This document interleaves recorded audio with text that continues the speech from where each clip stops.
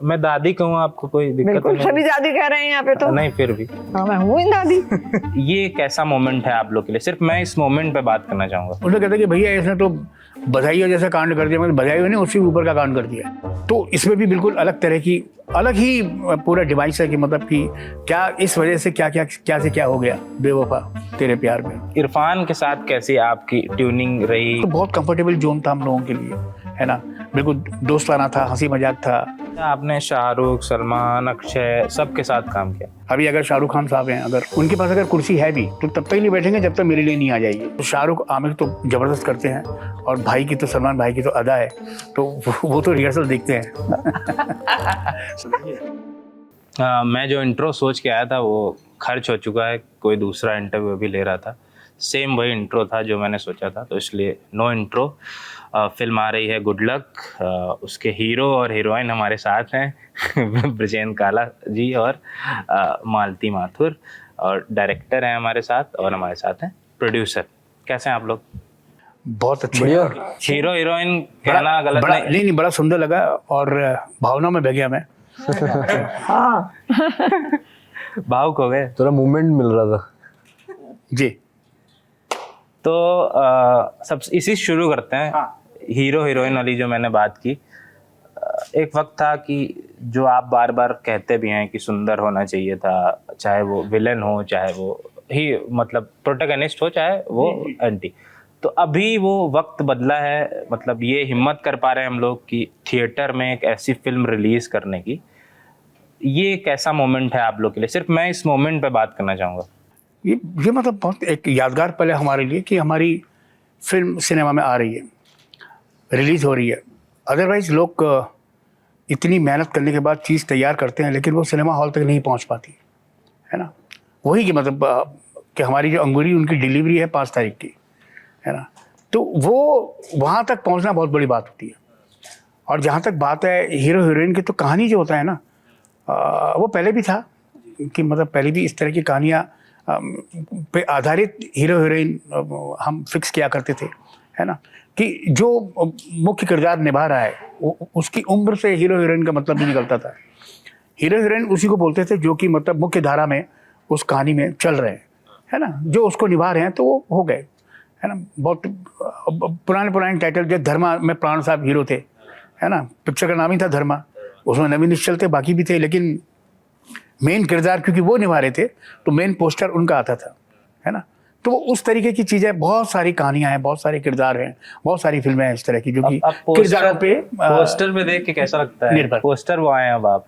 हाँ, naturally poster बहुत सुंदर लगता है, बहुत अच्छा लगता है। तो कुछ गिनी चुनी फिल्में आती हैं जिनमें आप पोस्टर में आते हो, है ना। तो ये इसमें हम पोस्टर बॉय है, और ये तो ईश्वर करे कि मतलब इस तरह से बनती रहें चीज़ें और हम बॉय कहलाते रहे। बॉय कहलाते रहे। तो इस बॉय को आप लोगों ने कास्ट किया, आप एक्टिंग हो रही है, पर ये इस आइडिया तक कैसे पहुंचे?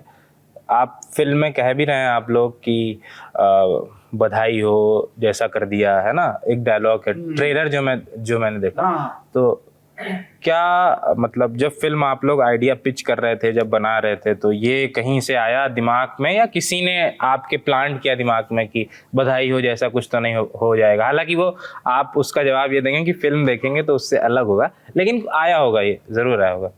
हाँ, ये इस प्रश्न का उत्तर देने के लिए ही हमने वो डायलॉग रखा हुआ कि ये बधाई हो जैसा इसमें नहीं, ये तो बहुत आगे वाली चीज है जो काला साहब बोलते हैं, पप्पी जी बोलते हैं। और उसमें ये कि उन्हें कहते कि भैया इसने तो बधाइयों जैसा कांड कर दिया, मतलब बधाइयों ने उससे ऊपर का कांड कर दिया। मतलब उसकी कहानी एक अलग ही है, बहुत प्यारी कहानी है वो बधाई हो। ये कहानी दोनों में एक ही कॉमन चीज़ है कि IVF टेक्नोलॉजी है या ओल्ड एज प्रेगनेंसी है, लेकिन कहानी बिल्कुल अलग है, दोनों की बिल्कुल अलग है। देखने के बाद आपको लगेगा कि अरे ये तो संघर्ष अलग है, संघर्ष अलग है ना, कि मतलब बधाइयों में जिस तरह से उनके परिवार में जो पेचीदापन आता था, जो उनके अंदर फ्रस्ट्रेशन या जो जीवन में जो उलझनें पैदा होती थी, तो इसमें भी बिल्कुल अलग तरह की अलग ही पूरा डिवाइस है कि मतलब कि क्या इस वजह से क्या से क्या हो गया बेवफा तेरे प्यार में। हाँ, प्रखर जी, आप ना जब ये फिल्म बना रहे थे तो सबसे बड़ी अड़चन क्या थी आपके सामने स्क्रिप्ट के बाद? यही नहीं, स्क्रिप्ट अड़चन नहीं है। आई मीन स्क्रिप्ट तो नहीं, मैं ये कह रहा हूँ कि स्क्रिप्ट जब लिख ली गई, जब प्री प्रोडक्शन के समय। यार स्क्रिप्ट के बाद अड़चन तो ऐसी कुछ खास नहीं आई पूरे फिल्म में, बट एक इशू मेरे लिए हरदम रहा था कि अंगूरी कैरेक्टर जो है वो करेगा कौन। मैंने लिख तो दिया, हो तो गए सारी चीज़ें, इस एज में लोग यूजुअली रिटायर हो जाते हैं, है ना, इस एज में, और वहाँ पे हमें कोई ऐसा कैरेक्टर चाहिए था। और ये जो एज ग्रुप के आर्टिस्ट हैं ये बहुत लिमिटेड आर्टिस्ट है। मतलब हमने दिल्ली, बैंगलोर, और ये किरदार जो है मुंबई रिटायरमेंट के बाद का है। हाँ, तो वो किरदार ढूंढने की कोशिश लंबी रही, उसमें मेहनत ज़्यादा लगी, राइट। और वो उसके बाद हमने कास्ट करने के बाद हमने ये भी सोचा कि भाई कास्ट तो कर लेंगे, बट उनका एक हेल्थ इशू, ऑब्वियसली बात है, इतने उम्र में क्योंकि बहुत हेक्टिक होता है शूट करना, दिन रात, धूप में, रात कभी में, भी दिन में, अर्ली मॉर्निंग। हाँ, तो उसमें एक कौन इंसान है जो ऐसा काम करेगा, you know. But fortunately we find Malti ji, and Malti ji passionate थी फिल्म के लिए। मैं ये बोलूँगा, मैंने उनको ऑब्जर्व किया, बहुत पैशनेट थी। जो भी मैंने ये नोटिस किया, जो भी ये सीन करती थी, वो सीन होने के बाद मैं मॉनिटर पे बैठा रहता था, ये मुझे ढूंढती थी सीन होने के बाद डायरेक्ट सी वांट कि सर अच्छा लगा आपको, she was so passionate. And पूरे फिल्म के दौरान स्क्रिप्टिंग तो सबको मिलती थी, बट कुछ आर्टिस्ट पढ़ते थे, कुछ आर्टिस्ट बोलते थे हम पढ़ लेंगे, बट इनको मैंने कितने बार नोटिस किया कि ये उस पर लाइन को याद कर लेती थी, और सामने से कुछ इम्प्रोवाइजेशन हो जाता था तो कभी वो कभी तो ऐसा होता था, ये लाइन याद कर लेती, ये बदल देता था। हाँ, और मैंने सारी रात तैयार की। अभी विजयन जी का क्या है ना कि इनकी इम्प्रोवाइजेशन तो आप पकड़ नहीं सकते हो। अब इन दोनों का सीन चल रहा है, इन्होंने इम्प्रो दे दिया, वो अपनी लाइन तो याद किया है उन्होंने, और उनकी भी याद है, तो उन्होंने कीवर्ड पकड़ा हुआ है कि इसके बाद मैं ये बोलूंगी, और ऑन कैमरा बोलती यार इन्होंने गलत बोल दिया है। मैं तो मैंने भी एक दो बार हमारे 2-3 आर्टिस्ट उनको डांटा, मैंने कहा जो इनके साथ जो सीन है वो जो मैं बोल रहा हूँ वही बोलना है। तो वो इतना गो थ्रू थी स्क्रिप्ट के लिए, सो पैशनेट। तो हाँ, बोलिए, आप कुछ बोलने जा रहे थे। नहीं अंगूरी की जो एज है एक्चुअल, वहाँ तो 75 साल है, पर जो उनकी रियल उम्र है 105 नहीं, एक 80-81 साल की। पर मुझे तो ऐसा ट्रेलर देख के लग रहा है 25 साल की हैं। ओहो, लड़की ऐसा है। मत हाँ, कहिए। इन्होंने बनाया अपने आप। वही एक है। ये छेड़ते रहते थे लड़की लड़की बोल के इनको। पूरे शूटिंग में सबसे ज्यादा अगर ये मेरे एनर्जी को शौक है, हाँ, मैं करती रहती थी पहले अपनी स्टूडेंट लाइफ में भी, अपने जो यूथ फेस्टिवल्स वगैरह होते थे उसमें स्टेज पे जाती थी। मुझे स्टेज फियर वगैरह नहीं है, एक्टिंग का भी शौक है। बीच में मैंने बंद भी कर दिया था, पर मेरी शायद भी माथुर कायस्थ, मेरी भाषा बिल्कुल बहुत अच्छी साफ हिंदी है, बिल्कुल क्लियर हिंदी, और कहीं भी एक नुक्ते की भी आपको मिस्टेक नहीं मिलेगी। इससे पहले मुखबिर में थी शायद ना? क्या मैंने मुखबिर किया हाँ, था, मैं भी देख रहा था। तो मुखबिर में वो दुपट्टा पहन के वो थोड़े दिन बली मारान वाली जो, हाँ, वो पाकिस्तान चला जाता है, ऐसा कहता है, ऐसा लगता है। उसमें मुझे 5 लैंग्वेज आने से मुझे उर्दू के वर्ड्स भी बोलने आते हैं अच्छे, तो मैं उर्दू में बहुत अच्छी तरह से उन शब्दों को बोलती हूँ। तो उस मुखबिर में भी मुझे अपनी लैंग्वेज की वजह से काम मिला था कि आपकी लैंग्वेज बहुत साफ है। मुझे बंगाली आती है, हिंदी आती है, मारवाड़ी आती है क्योंकि मैं राजस्थान में रही हूँ, और पंजाबी आती है क्योंकि मेरे हस्बैंड पंजाबी कंपनी में काम करते थे, सारे फ्रेंड्स पंजाबी थे। मैंने ये किया था, एक ऐड है संधि सुधा। अच्छा। मेरे उसमें मेरे बेटे ने कहा कि मम्मी ये संधि सुधा आपको तो बहुत अच्छा लगता है, बिल्कुल पंजाबी टोन में मैंने वो किया था। मुझे पंजाबी टोन, मतलब मैं इतनी पंजाबी से फ्लुएंटली नहीं बोल सकती, पर टोन अगर मुझे कोई कहे कि पंजाबी टोन का कोई सीरियल है, मुझे बहुत अच्छा लगता है करने में। मैं 6-7 लैंग्वेजेस जानती हूँ। मैं दादी कहूँ आपको, कोई दिक्कत बिल्कुल, नहीं? सभी दादी कह रहे हैं यहाँ पे तो। नहीं, फिर भी हाँ, मैं हूँ दादी। तो दादी, आप जब ये जैसे अभी बताया ना, प्रखर जी ने बताया और प्रोड्यूसर साहब ने बताया कि आप कैसे स्क्रिप्ट, जैसे ये तो मजे हुए कलाकार हैं, हाँ, बहुत सारा काम किया है विजयन जी ने, बहुत मतलब अब तो एकदम अनुभव हो गया हाँ, है ये इनको तो हर भाई चीज़ का, बहुत बड़े कलाकारों में से। तो अब आप जब स्क्रिप्ट जब आपको मिली थी अपनी लाइन, तो क्या प्रिपरेशन का क्या प्रोसेस होता था? उनका तो जानेंगे क्योंकि उनका बस जो आता था उसमें मान लीजिए कोई मीनिंग अलग रंग निकल रहा है तो मैं अपने आप से वर्ड जोड़ देती हूँ। अच्छा, मतलब मीनिंग बराबर निकलना चाहिए कि इसका मतलब तो बराबर निकला ना। हाँ हाँ और उसमें हमने अगर शब्द इसकी जगह ये इस्तेमाल कर लिया तो उसमें क्या कौन सी अच्छा, अर्थ का अनर्थ ना अर्थ का अर्थ अनर्थ नहीं किया। हाँ। और फटाफट वो मीनिंग याद करके मैं पूरी लाइन आराम से याद भी कर लेती हूँ। मुझे याद ऑडिशंस में भी मैं अच्छी तरह से याद करके भेज देती हूँ, याद रह जाती है मुझे। आजकल थोड़ी सी प्रॉब्लम होती है मेरे को, एक तो नाम याद नहीं रहते, भूल जाते हैं एज की वजह से, और एक थोड़ा सा रिपीटिशन में भी कोई सेंटेंस अगर हो तो मुझे रिपीट करने में भी दिक्कत होती है। अब जब तक कर पाएंगे करेंगे, नहीं कर पाएंगे तो छोड़ देंगे। अच्छा, मैं ये पूछना नहीं चाह रहा था, पर चूंकि ये बहुत एकदम इस समय ज्वलंत मुद्दा है, सिद्धू मूसेवाला की जो माँ है वो IVF तकनीक से प्रेग्नेंट हुई, तो उस समय जब आप, चूंकि फिल्म तो आप लोग पहले बना चुके थे, तो वो जब वो खबर हिट की, जब आप लोग को पता चला, तो आप लोग का क्या रिएक्शन था कि इससे पुश मिलेगा फिल्म को या फिर क्या होगा? गुड लक नाम इसलिए है कि वो भी इसी टाइम पे ऐसी चीज़ हुई, और ये फिल्म तो हम ऑब्वियसली 1 साल पहले से प्रिपरेशन चल रही है और हमारा रिलीजिंग भी हुआ। समाउ मैंने भी वो न्यूज़ देखा, तो मैंने टीम को बताया, बोले कि सही समथिंग, इसीलिए गुड लक नाम है, तो शायद कुछ पुश मिल जाए तो अच्छी बात है। मिलेगा, बिल्कुल मिलेगा। आपका क्या प्रोसेस है, क्योंकि अब बहुत सारा आप काम कर चुके हैं 2008 से शुरू, मतलब जब आप, मतलब शुरू तो बहुत पहले से आपने, जब आपका मन था कि जब घर लोग पूछते थे कि भाई क्या करोगे, जब थिएटर करते थे तो आप कहते थे एक नाट्य गांव बसाएंगे, है ना, तो वो एक समय था। अब तो बहुत अनुभव हो गया है, बहुत। अब क्या प्रोसेस होता है, क्योंकि जैसे जैसे अनुभव होता जाता है और जितना आप दिखते जाते हैं तो आपको ये रहता है कि कुछ नया करना है, कुछ अलग तरह की चीज़ करनी, तो अब आपका क्या प्रोसेस है? एक्चुअली में क्या ना कि वो नया करने के चक्कर में जो है कभी कभी बहुत चीज़ें बहुत पुरानी सी हो जाती हैं। तो ये है कि नया करना कुछ नहीं, जो भी नया मिल रहा है आपको उसको हम कितना ईमानदारी के साथ में और थोड़ा सा डिफरेंट कैसे कर सकते हैं, ये बनाने की कोशिश रहती है, ये बनाने का प्रयास रहता है। स्क्रिप्ट आती है या कोई भी सीन तैयार करना है, तो उसको लेकर के हम बस इतनी ही कोशिश रहती है कि ये लाइन थोड़ी सी कायदे से बन जाए, ये डायलॉग टाइप ना लगे, है ना, ये ऐसा लगे कि जैसे हम रोज़मर्रा की बातचीत कर रहे हैं। तो वही प्रयास रहता है, उसी में मैं अपने आप को खरा उतारने की कोशिश करता हूँ, और वो लाइनें भी मैं उसी तरह से तैयार करता हूँ जिससे कि वो रियलिस्टिक फॉर्मेट का लगे। नहीं, मतलब मैं बस इतना समझना चाह रहा हूँ कि स्क्रिप्ट आई आपके पास, उसके बाद आप क्या करते हैं, उसको क्या आपको करना होता है? जैसे मतलब जो एक लिखा होता है, लिखा तो हुआ है स्क्रिप्ट में कि ऐसा ऐसा किरदार होगा, पप्पी जी का ऐसी ऐसी चीजें होंगी, लेकिन अपना क्या प्लस तजुर्बे से? अपना प्लस तजुर्बे से यही होता है कि ये जो किरदार है इसको मैं कैसे एग्जीक्यूट करूँ, प्रेजेंट करूँ, कि मतलब कि ये थोड़ा सा पिछले वाले से अलग लगे। अगर मैं आज भी पापा का रोल कर रहा हूँ और कल भी मैंने पापा का रोल किया था, तो ये पापा उस पापा से थोड़ा सा अलग कैसे होगा, है ना, इसमें और क्या चीज़ें हम ऐड ऑन कर सकते हैं या पिछले वाले से क्या लेस कर सकते हैं।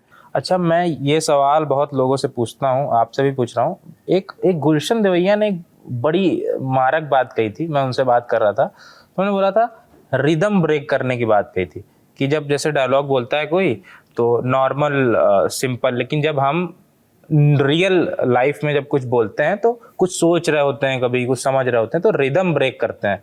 एक्टिंग में, इरफान की एक्टिंग में वही दिखता है हमें, आपके एक्टिंग में भी वही दिखता है, तो ये कॉन्शियसली आता है या फिर क्योंकि शुरुआत तो थिएटर से हुई होगी तो उस तरह से एकदम वो चिल्ला के वैसा टाइप का जो होता है? नहीं, क्या एक्चुअली दोनों विधा अलग है। हाँ, है ना, थोड़ा उदाहरण के साथ बताइएगा। दो डायलॉग, थिएटर अलग है।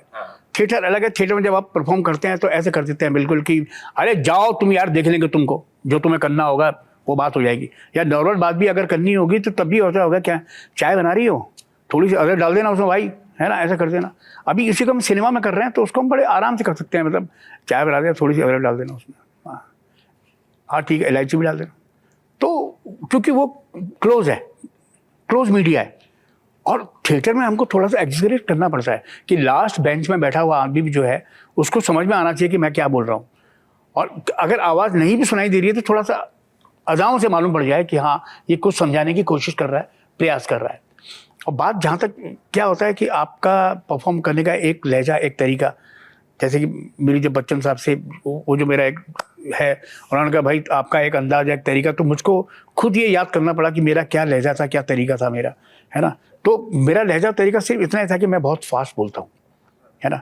कभी कभी ऐसा होता है कि उससे समझ में नहीं शब्द समझ में नहीं आता कि इसने बोला क्या है, लेकिन ये समझ में आता है कि ये बोलना क्या चाहता है ना, ऐसा वाला था। तो खैर वो उस वक्त मैं डायरेक्टर को सुन रहा था और डायरेक्टर के हिसाब से परफॉर्म कर रहा था। तो आपको करना भी यही चाहिए हर कलाकार को, क्योंकि आप अपनी नई चीज़ कितनी लेके आओगे, आपके पास कितना पड़ा हुआ आपके खजाने में, वो तो तभी हो सकता है ना जब आप सिर्फ 10-12 पिक्चर कर रहे हो। लेकिन अगर आपने 150 से ऊपर फिल्में की हैं, उससे भी आगे करना चाह रहे हो, तो फिर आपको डायरेक्टर को सुनना पड़ेगा, वो आपको थोड़ा सा डिफरेंट बताने की कोशिश करता है। 2 रोल पे मैं बात ज़रूर करूंगा आपसे। एक आपका जो वो पहला रोल है, जो 2-3 मिनट का रोल है ड्राइवर वाला, और आप कहते हैं मैं आप बहुत गाड़ी चलाने में सहज भी नहीं है, तो वो रोल कैसे थे उस समय? शाहिद, करीना चूंकि शुरू कर रहे थे ये लोग, आप भी लगभग उसी के बाद से आपको पॉपुलैरिटी मिली और काम मिलना शुरू हुआ। क्रेडिट की जिंदगी इससे पहले चल रही थी जो आप बात करते हैं।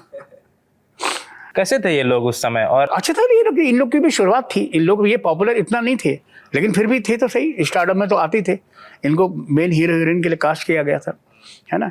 और फिर क्या था कि वहीं से मतलब करीना भी पॉपुलर उसी फिल्म से हुई, उनको माना गया कि हाँ उनको भी अच्छा परफॉर्म करना आता है ना। एक बढ़िया बेस्ट फिल्म में उनकी वो जुड़ी थी, तो सब अपना अपना प्रयास कर ही रहे थे। तो मेरे लिए भी एक वो फिल्म थी जिसमें 2-2.5 सीन थे मेरे, है ना, जिसको कि और अच्छी बात ये थी कि मतलब वो सीन पॉपुलर हो गए हैं। और वो होता भी यही है कि जब पिक्चर हिट हो जाती है तो उसमें 1 सीन हो, 1.5 सीन हो, 2 सीन हो, तो आप भी पॉपुलर हो जाते हो। आपका वो सीन अगर यादगार है तो वो लोगों के जहन में याद रहता है। तो मैंने ज़्यादातर शुरुआती टाइम पे ऐसे ही किया कि पीके का सीन भी हिट हो गया, कि वो भी हिट हो गया, तो लोग याद रखते थे उसी हिसाब से। तो इस दौरान फिर पान सिंह तोमर आ गए जिसमें मैक्सिमम सीन्स थे। अच्छा, उस सीन की मैं जानना चाह रहा हूँ, मैं बहुत मेरी जिज्ञासा है कि जब आप बैठे हुए हैं और कुर्सी पर इरफान बैठे हुए हैं, आप नीचे बैठ के आइसक्रीम खा रहे हैं, वो कैसी रिहर्सल थी? इरफान के साथ कैसी आपकी ट्यूनिंग रही? हम कैसे मतलब पहली बार तो काम कर नहीं रहे थे। हाँ, हम उससे पहले आप हासिल में भी थे। हाँ, हासिल में भी थे, उसके अलावा भी आपने उसके पहले भी जब हम मतलब हम बॉम्बे नहीं जाएंगे करके एक सीरियल था, और वो शुरू के टाइम था जब टीवी चैनल्स आए थे, वो उन दिनों की बातें हैं। तो तब से हम जानते थे, तो बहुत कंफर्टेबल जोन था हम लोगों के लिए, है ना, बिल्कुल दोस्ताना था, हंसी मजाक था, है ना। वो सब उस सिलसिले में धीरे धीरे करके वो चीज़ें होता यही है कि आप अपने को स्टार के साथ, को एक्टर के साथ, जिसके साथ आप जितना कंफर्टेबल होते हो उसके साथ आपका उतना ही बढ़िया काम होता है, उतना ही अच्छा काम होता है। और कभी कभी गोड़ भी दिए जाते हो क्योंकि ओवर कॉन्फिडेंस हो जाता है। जैसे कुछ हुआ ऐसा? नहीं, कुछ ऐसा नहीं होता कि कुछ दोस्त हैं, अब मैं संजय मिश्रा वगैरह, आप सब लोग अगर हम काम करने लगे हैं और अगर डायरेक्टर की लगाम नहीं है अगर हाथ में, है ना, तो हम तो एक के बाद एक फिर मतलब नौला धैला इक्का चलता रहेगा, फिर ना अंताक्षरी हो जाएगी फिर वो, जब तक कोई संभालने वाला नहीं होगा कायदे का। तो ऐसा भी होता है कि कभी बहुत सारे लोग आपके साथ के बिल्कुल रोज़मर्रा के उठने बैठने वाले कलाकार, आप अगर कोई सीन करते हो तो हर एक के लिए डिसिप्लिन तो चाहिए होता है, तो चीज़ें तभी बनती हैं। बताओ, प्रोड्यूसर, जब प्रोड्यूसर एक्टर भी होता है तो उसका क्या फ़ायदा और क्या नुकसान होता है? जब प्रोड्यूसर अब उस फिल्म में एक्ट भी कर रहा होता है तो उसके ऊपर प्रेशर थोड़ा सा ज़्यादा होता है एक्टिंग का। कई बार सीन भी चल रहा होता है पर उसकी निगाह में अगर कोई ऐसी चीज़ आ गई जो प्रोडक्शन से रिलेटेड है और नहीं होना चाहिए, तो वो कहीं ना कहीं आफ्टर ऑल है तो ह्यूमन माइंड, असर कर जाती है। तो मैंने इसके पहले जो शॉर्ट फिल्म्स की 17-18 शॉर्ट फिल्म्स की, नेशनल इंटरनेशनल अवार्ड, अवार्ड भी मिले आपको? हाँ, उसमें ये सीखा कि अगर मैं प्रोड्यूस भी कर रहा हूँ, अगर मैं एक्ट भी कर रहा हूँ, तो प्रोडक्शन की जो एक्चुअल रिस्पॉन्सिबिलिटी है वो हम किसी और को दे दें, और ऐसा मैनेज करने से ही आप एक्टिंग पे फोकस कर सकते हो। अदरवाइज आपका जो एक्टिंग से फोकस है वो थोड़ा गड़बड़ा सकता है। आपको जब आप इसमें कर रहे थे, सबसे अच्छी बात क्या थी सेट की? जो पूरा माहौल था, सबसे अच्छी क्या बात थी? एवरीबडी वाज सो फेमिलियर, सब रिस्पेक्टफुल, अच्छा काम, सब बड़ी इज्जत से पेश आते थे, दादी दादी दादी दादी सब केयर करते रहते थे, सब केयर करते हैं, एक दूसरे बिल्कुल। ये की सब खिलौना केयर थी, करते हैं। मतलब समझ में नहीं आता था कि मिट्टी की बनी हुई है, कांच की बनी हुई है, गुड़िया थी एकदम, है ना, उनको संभाल के लाना, संभाल के ले ये आना। लड़की हैं अब, ना, सब बिल्कुल। कॉस्ट्यूम वाली लड़की हैं, सब आ गई हैं, इकट्ठा हाँ। खाना खा रहे हैं, एक बार मुझे बातचीत याद है कर रही कि हैं। बहुत देर तो रात मौसम- तक शूट हो गया था, है ना, याद है, खाना भी नहीं खा पाए थे आप। हाँ, हाँ, एक दिन तो उस रात को बहुत देर, 2 बज गए थे, 2 बज गए, सुबह तब ऊपर हो भी गया था। तब फिर एकदम से भी तबीयत भी खराब हो गई थी थोड़ी बहुत, क्योंकि लगातार करते करते करते, पर फिर भी संभल जाता है। करते हैं तो करना है, तो करना है, काम तो करना है, रिस्पॉन्सिबिलिटी इज वेरी इंपॉर्टेंट। बस सबसे बड़ी बात की मतलब कि इस उम्र में एक विल पावर बनी होना, वो सबसे बड़ी बात है। अच्छा, आपने शाहरुख, सलमान, अक्षय सबके साथ काम किया, तो इन लोगों का जो मतलब अब तो आप नहीं रहे कैरेक्टर आर्टिस्ट जिनको कहते हैं लोग, अब तो आप बाकायदा पोस्टर बॉय हो गए हैं, पर इन लोगों का आप जैसे एक्टर्स के प्रति जो मतलब एक्टिंग जानते हैं, अच्छा क्या रवैया रहता है इन लोगों का? बहुत बहुत सम्मानजनक। कुछ उदाहरण से बताइएगा। हाँ बताता हूँ, बहुत सम्मानजनक रवैया रहता है। अभी अगर शाहरुख खान साहब हैं अगर, और खड़े हुए मैं अगर आ जाऊंगा, तो मतलब वो तब तक नहीं बैठेंगे जब तक उनके पास अगर कुर्सी है भी, तो तब तक नहीं बैठेंगे जब तक मेरे लिए नहीं आ जाएगी, है ना। तो एक ऐसा बना रहता है, वो अक्षय के साथ भी है, उनके साथ भी है, आमिर के साथ भी है, सब बहुत ही, जैसे कह रहा थी भाई इनको भी इतना टाइम हो चुका है काम करते करते। और अभी क्या है ना कि अभी वो, और दूसरी बात क्या है कि मैंने भी अभी इतना समय देख लिया है कि कहीं ना कहीं उन तक मैं पहुंच गया हूँ, है ना। और अब जब मैं उनके साथ हूँ तो डेफिनेटली वो, उनको पता ही है कि भाई क्या रही, आइए सर ये है, तो बहुत ही अच्छा व्यवहार होता है, और व्यवहार कुशल हैं सारे के सारे, पढ़े लिखे हैं, समझदार हैं, है ना। तो ऐसा कुछ भी नहीं है कि मतलब कि किसी भी बात का उनको ये हो कि भाई मैं तो ऐसा वाला स्टार हूँ, तो वैसा, ऐसा कुछ नहीं है। और रिहर्सल्स वगैरह भी करते हैं। अच्छा, रिहर्सल शाहरुख, सलमान, ये सब लोग रिहर्सल हाँ करते हैं? हाँ, तो खासतौर से मतलब शाहरुख, आमिर तो जबरदस्त करते हैं, और भाई की तो, सलमान भाई की तो अदा है, तो वो तो रिहर्सल देखते हैं समझे। तो उनका तो यही है कि मतलब कि हाँ सुन लिया, ओके ओके ओके, क्योंकि मैंने जितने भी सीन उनके साथ किए, उनकी लाइनें कम है उसमें, ज़्यादातर हम लोगों की लाइनें होती हैं। उनको पता है, उनको सिर्फ एक ऐसे दिख के निकल जाना है और काम हो जाएगा, समझे। तो सलमान भाई का जलवा है अलग। सलमान का हाँ, आखिरी सवाल, उसके बाद हम लोग खत्म करेंगे। अच्छा, ऐसा कभी हुआ, इतना सारा काम किया आपने, जब लगता हो कि ये सामने वाला क्या एक्टिंग कर रहा है, क्या खराब एक्टिंग कर रहा है, और आप उसके सामने अपोजिट सीन कर रहे हो, तो झुंझलाहट हुई कभी कि लगाओ कि अरे भैया ऐसे क्या कर रहे हो यार, क्या कुछ नहीं, खराब? कभी अपने भी बचपन के दिन याद आ जाते हैं कि मतलब कि शायद हमसे भी कभी ऐसा कुछ हुआ होगा, सामने वाले ने कुछ कहा होगा, है ना। कुछ उदाहरण अगर दे सकें तो। नहीं, उदाहरण के बाद एक्चुअल में क्या होता है कि होता है कुछ कुछ बच्चे, कुछ हालात ऐसे हो जाते हैं, कभी कभी ऐसा हो जाता है, फिर बार बार सामने वाला कहता है कि डर रहा है आपसे। मैंने कि मेरे से क्यों डर रहा है ना। फिर हमको भी याद आता है कि मतलब क्या हम भी डरते थे क्या, है ना। नहीं, मैं डरने की वैसे नहीं बात करूं, मैं स्टार्स और वैसे जो बड़े, वही मैं बोल रहा हूँ ना कि मतलब कि उसमें क्या होता है, फंबल पे फंबल, है ना। तो कभी ऐसे नहीं है, कभी कभी चीज़ें हो जाती हैं इस तरह की। हाँ, अदरवाइज ऐसा नहीं, झुंझलाहट के हाँ थोड़ा रहता है, चलो कोई नहीं, टाइम तैयार कराना पड़ता है थोड़ा सा। तो ये तो मतलब पार्ट ऑफ लाइफ है, पार्ट ऑफ गेम है। आप जो काम कर रहे हैं उसमें ये सब चीज़ें तो नहीं होंगी, तो फिर कैसे काम चलेगा। वाह। तो ये सब चीज़ें होंगी, गुड लक आप लोगों को। और बता दीजिए दर्शकों को कब फिल्म आ रही है? 5 अप्रैल को हमारी फिल्म आ रही है गुड लक। प्लीज़ करीबी सिनेमा हॉल में या कहीं भी जहाँ भी आपको चांस मिले, अपने परिवार के साथ, अपने पड़ोसियों के साथ, अपने दोस्तों के साथ प्लीज़ गो एंड वॉच। आप क्या कहेंगी दादी? मैं भी यही कहूंगी, देखिए पिक्चर, और खूब हंसिए, खूब हंसिए, बहुत मजा आएगा पिक्चर देखने में आपको, बहुत अच्छी पिक्चर है। Thank you so much. आप देख रहे थे TV9 डिजिटल।